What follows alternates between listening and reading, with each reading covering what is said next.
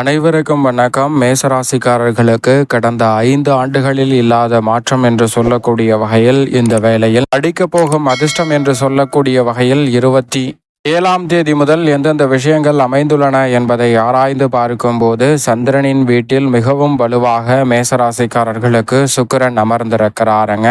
மேசராசிக்காரர்களை பொறுத்த வரைக்கும் 2 மற்றும் 7ஆம் இடத்தின் அதிபதியாக இருக்கிறாருங்க சுக்கிரன். தனாதிபதியும் சப்தமாதிபதியுமாக இருக்கக்கூடிய சுக்கிரன் மிகவும் வலுவாக சுகஸ்தானம் என்று சொல்லக்கூடிய 4ஆம் இடத்தில் சஞ்சரிப்பது 5 ஆண்டுகளில் இல்லாத மாற்றம் என்று சொல்லக்கூடிய வகையிலும் அடிக்கப் போகும் அதிர்ஷ்டம் என்று சொல்லக்கூடிய வகையிலும் உறுதியாகவே மேசராசிக்காரர்களுக்கு எதிர்பார்ப்பதை காட்டிலும் சிறப்பான வாய்ப்புகளும் சந்தர்ப்பங்களும் கடந்த 5 ஆண்டுகளில் இல்லாத அளவிற்கு இந்த வேளையில் உறுதியாக கிடைக்கப் போகிறது. ஏனென்றால் பொதுவாகவே சந்திரனை பொறுத்தவரைக்கும் இயற்கை சுபகிரகமாக பார்க்கப்படுகிறார். அவரின் ஆட்சி வீட்டில் இயற்கை சுபகிரகமாக இருக்கக்கூடிய சுக்கிரனும் புதனும் இணைந்து சஞ்சரிப்பதோடு மட்டுமல்லாது புத சுக்கிர யோகம் நிறைவாக கிடைக்கும் இந்த தருணம் நீங்கள் எதிர்பார்ப்பதை காட்டிலும் மிக சிறப்பான அற்புதமான வாய்ப்புகளும் சந்தர்ப்பங்களும் உறுதியாகவே கிடைக்க இருக்கிறது. ஏனென்றால் பொதுவாகவே சந்திரன் மற்றும் சுக்கிரன் இணையும் தருணம் என்பது பணவரவு உயர்வதற்கான வாய்ப்பும் பண வரவை அதிகரிப்பதற்கான நல்ல வாய்ப்புகளும் நிறைவாக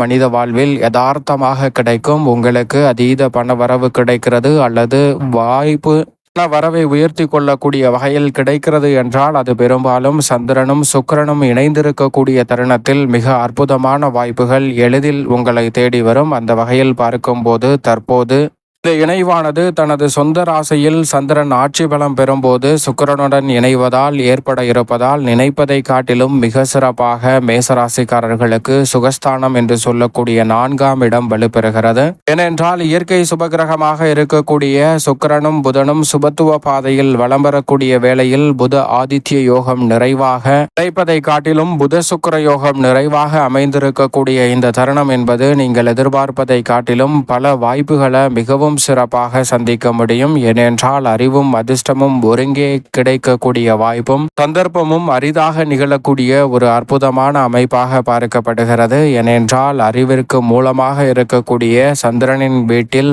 அறிவின் அதிபதியாக இருக்கக்கூடிய புதன் சஞ்சரிப்பதோடு மட்டுமல்லாது அவருடன் அதிர்ஷ்டத்தின் அதிபதியாக இருக்கக்கூடிய சுக்கிரனும் இணைந்திருப்பதால் அறிவும் அதிர்ஷ்டமும் ஒருங்கே சேரக்கூடிய அற்புதமான வேலையாக இந்த தருணம் அமைந்திருக்கிறது. எனவே நீங்கள் எதிர்பார்ப்பதை காட்டிலும் மிக சிறப்பான வாய்ப்புகளும் சந்தர்ப்பங்களும் உறுதியாக மேசராசிக்காரர்களை தேடி வருகிறது. அது மட்டுமல்லாது சுக்கிரனை பொறுத்தவரைக்கும் பொதுவாகவே நவகிரகங்களிலே சுகாதிபதி என்று அழைக்கப்படுகிறார். அப்படிப்பட்டவர் 2 மற்றும் 7ஆம் இடத்தின் அதிபதியாக இருந்தாலும் தற்போது சுகஸ்தானமாகிய 4இல் மிக வலுவாக அமர்வதோடு மட்டுமல்லாது தனது சப்தம பார்வையை புதனுடன் இணைந்து தொழில் ஸ்தானம், கர்மஸ்தானம், ஜீவனஸ்தானம் என்று சொல்லக்கூடிய 10ஆம் இடத்தின் மீது பதிக்கிறாருங்க. எனவே பல வகையில நன்மையும் முன்னேற்ற வாய்ப்புகளும் இந்த தருணத்தில் உறுதியாகவே உங்களை தேடி வரக்கூடிய முதன்மையான வாய்ப்பும் சந்தர்ப்பமும் நிச்சயமாக மேசராசிக்காரர்கள் ஆகிய உங்களை தேடி வருகிறது. எனவே நீங்கள் எதிர்பார்ப்பதை காட்டிலும் மிக அற்புதமான வாய்ப்புகளையும் சந்தர்ப்பங்களையும் சுக்கிர பயிற்சி காரணமாக சந்திப்பதற்கான முதன்மையான அதிர்ஷ்ட யோகம் இந்த வேளையில் மேசராசிக்காரர்கள் ஆகிய உங்களை தேடி உறுதியாகவே வருகிறது. தொழில் வளம் சிறக்கக்கூடிய வகையிலும் சிறப்பான வாய்ப்புகள் கிடைக்கும். அது மட்டுமல்லாது உங்களுடைய உண்மையான பலம் உணர்ந்து உங்களுடைய திட்டங்களையும் யூகங்களையும் சிறப்பாக மேற்கொள்ளக்கூடிய வகையில் மிக அற்புதமான வாய்ப்புகள் உறுதியாகவே உங்களை தேடி வரப்போகிறது. உதாரணமாக ஒரு மிகப்பெரிய கலைஞர் இருக்கிறார். அவர் ஓவிய கலைஞராக இருக்கிறார். ஓவியங்களை மிகவும் கை தேர்ந்த நுட்ப கலையோடு ஓவியங்களை படைக்கக்கூடிய ஆற்றல் பெற்றவராக பார்க்கப்படுகிறாருங்க. அப்படி ஓவியங்களை நுட்பமாக வடிவமைக்கக்கூடிய அந்த நபர் ஒரு மிக சிறப்பான ஓவியம் ஒன்றை வரைகிறார். அந்த ஓவியத்தை மிக அற்புதமாக இருக்கிறது என்று எண்ணி அந்த ஓவியத்தில் யாராவது குறை கண்டுபிடிக்கவே முடியாது என்று நினைத்து கொண்டு அந்த ஓவியத்தை ஒரு சாலையில் வைக்கிறார். சாலையில் வைத்து அதன் கீழே ஒரு குறிப்பை எழுதுகிறார். இந்த ஓவியத்தில் ஏதேனும் பிழையை தவறை கண்டால் அதை வட்டமிடவும் அதை சுட்டிக்காட்ட வேண்டும் என்று கீழே ஒரு வாசகத்தை எழுதி வைக்கிறாருங்க. இதை அந்த வழியில் செல்லக்கூடிய நபர்கள் பார்க்கும்போது பல இடங்களை தவறாக இருக்கிறது என்று குறிப்பிட்டுவிட்டு அந்த ஓவியத்தில் சென்று விடுகின்றனர். மாலையில் அந்த ஓவியத்தை வைத்துவிட்டு மாலையில் அவர் வந்து பார்க்கும்போது ஒரு பிழை கூட இந்த ஓவியத்தில் இருக்காது என்று நினைத்து மிகவும் ஆனந்தமாக வந்து பார்க்கிறார். அப்போதுதான் அந்த ஓவியம் முழுக்க பல இடங்களில் பிழைகள் இருப்பது சுட்டிக்காட்டப்பட்டிருக்கிறது. அதை பார்த்தவுடன் மிகுந்த மனவருத்தம் அடைகிறாருங்க. அப்படி மிகுந்த மனவருத்தம் அடைவதோடு மட்டுமல்லாது வீட்டில் ஒரு ஆழ்ந்த சோகத்துடன் வந்து அமர்கிறார். இதை பார்த்து கொண்டிருந்த அந்த நபரின் அம்மா அவரை அழைத்து என்னவாயிற்று, ஏன் இவ்வளவு கவலையாக காணப்படுகிறாய் என்று கேட்க அவன் தனது தாயிடம் சொல்கிறான், நான் காலையில் ஒரு மிக சிறப்பான ஓவியம் வரைந்து அதை சாலையில் வைத்து தவறை சுட்டுக்காட்டும்படி சொல்லியிருந்தேன். இந்த ஓவியத்தில் பல இடங்களில் தவறை சுட்டுக்காட்டியிருக்கின்றனர். எனக்கு இதை பார்த்தவுடன் மிகுந்த மனவருத்தமாக இருக்கிறது என்று அவன் வேதனை கொள்கிறான். அதே ஓவியத்தை தனது தாய் மீண்டும் வரைய சொல்கிறார். மீண்டும் வரைந்து அவன் அதே ஓவியத்தை எடுத்து கொண்டு வருகிறான். அடுத்த நாள் காலை, நீ எழுதிய குறிப்பில் இதையும் சேர்த்து கொள் என்று ஒரு வாசகத்தை மட்டும் அதில் தாய் சேர்த்து விடுகிறாருங்க. அது என்னவென்றால், இந்த ஓவியத்தில் ஏதேனும் பிழை இருந்தால் அந்த பிழையை கண்டறிந்து நீங்களே அதை சரி செய்யுங்கள் என்று எழுதி வைக்கிறாருங்க. அல்லது அதை சரி செய்வதற்கான வழியை சொல்லுங்கள் என்று அதில் எழுதி வைக்கிறாருங்க. ஏனென்றால் சரி செய்யக்கூடிய அளவிற்கு அவர்களிடம் நுட்பமான அறிவு இல்லை என்றாலும் கூட அதை சரி செய்வதற்கான வழி இருந்தால் அதை சொல்லுங்கள் என்று குறிப்பிட்டு ஒரு வாசகத்தை தாய் எழுதி கொடுக்கிறார். அதே போன்று அவன் மன வருத்தத்துடன் தான் அடுத்த நாள் காலை அதே ஓவியத்தை வைப்பதோடு மட்டுமல்லாது அந்த வாசகத்தை தாய் கூறியபடி வைக்கிறாருங்க.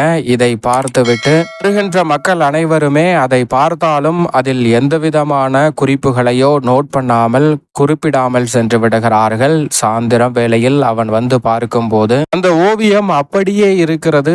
அதை பார்த்தவுடன் அவன் வியந்து போகிறான். தனது தாயிடம் வந்து எப்படி இது சாத்தியம் என்று கேட்க தனது தாய் சொல்கிறார், ஒரு விஷயத்தை நாம் செய்கிறோம் என்றால் அதில் குறை சொல்வது எளிது. ஆனால் அந்த குறையை சரி செய்வதோ அதற்கான சிறப்பான தீர்வு சொல்வதோ என்பது நிச்சயமாக கடினமான ஒரு செயல். எனவேதான் அதை யாரும் செய்யாமல் சென்று விட்டனர். இதை நீ புரிந்து கொண்டாலே போதும், உன்னுடைய செயல் அனைத்தும் சரியாக இருக்கிறது என்று உணர்ந்து அதை மேலும் சிறப்பாக மெருகேற்றிக் கொள்வதற்கான சந்தர்ப்பம் உன்னுடைய வாழ்வில் கிடைக்கும் என்று அந்த தாய் சொல்கிறாருங்க. இது போன்றுதான் மேசராசிக்காரர்களுடைய வாழ்விலும் பலர் நம்மளுடைய செயல்பாடுகளை, நம்மளுடைய பணிகளை, நம்மளுடைய திறமைகளை குறை சொல்லி கொண்டிருந்தாலும் அந்த குறைகள் அனைத்தையும் தவிடுபடியாக்கி முன்னேற்ற பாதையில் பயணிக்கக்கூடிய வகையில் உங்களுடைய திறனை மேம்படுத்தும் போது மிக சிறப்பான வாய்ப்பு உறுதியாக கிடைக்கும் என்பதில் சந்தேகமே இல்லை. அதை தான் திட்டவட்டமாக சுக்கிரனும் இந்த வேளையில் ஏற்படுத்தி கொடுக்கிறாருங்க.